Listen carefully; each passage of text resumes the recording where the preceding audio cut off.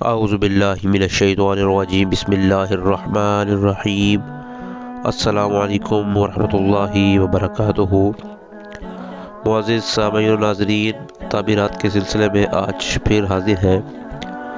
آج خواب میں سر کٹنے کی تعبیر کے بارے میں آپ کو بتایا جائے گا۔ چند باتیں تعبیرات کے حوالے سے میں آپ کو بیان کرتا چلوں۔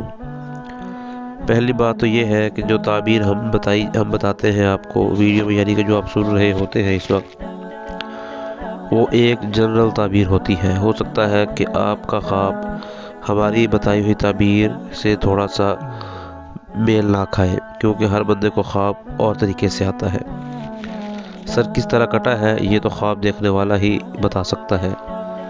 اور دوسرا، آپ کے حالات زندگی جو ہے وہ تعبیرات کے سلسلے میں بہت ہی اہم کردار ادا کرتے ہیں۔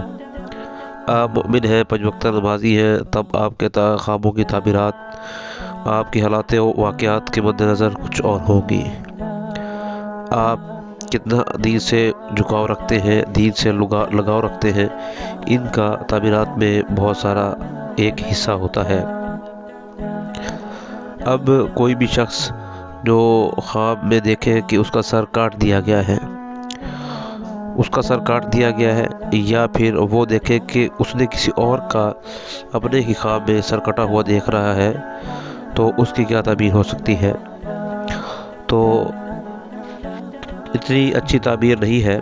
ان کی جو سر کٹنے کی تعبیر یا تعویل کی جاتی ہے وہ بیماری، مشکل یا وفات سے دی جاتی ہے، کیونکہ حضرت ابو مجلد رحمۃ اللہ علیہ سے یہ ایک منسوب بات ہے کہ وہ کہتے ہیں کہ ایک شخص آپ علیہ الصلوۃ والسلام کی خدمت میں آیا اور عرض کیا کہ میں خواب دیکھتا ہوں کہ میرا سر کاٹ دیا گیا ہے اور میں اسے دیکھ رہا ہوں۔ آپ نے علیہ الصلوۃ والسلام مسکرائے اور فرمایا، جب تمہارا سر کاٹ دیا گیا تو تم کس آنکھ سے دیکھ رہے تھے؟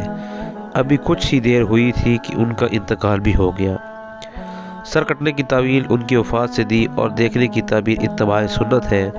تو سر کٹنے کی تعبیر یا خواب آپ دیکھیں تو آپ رابطہ کر کے اس کی تعبیر جو ہے وہ اپنے حالات و واقعات کے مطابق ضرور جانیں۔ السلام علیکم ورحمۃ اللہ وبرکاتہ۔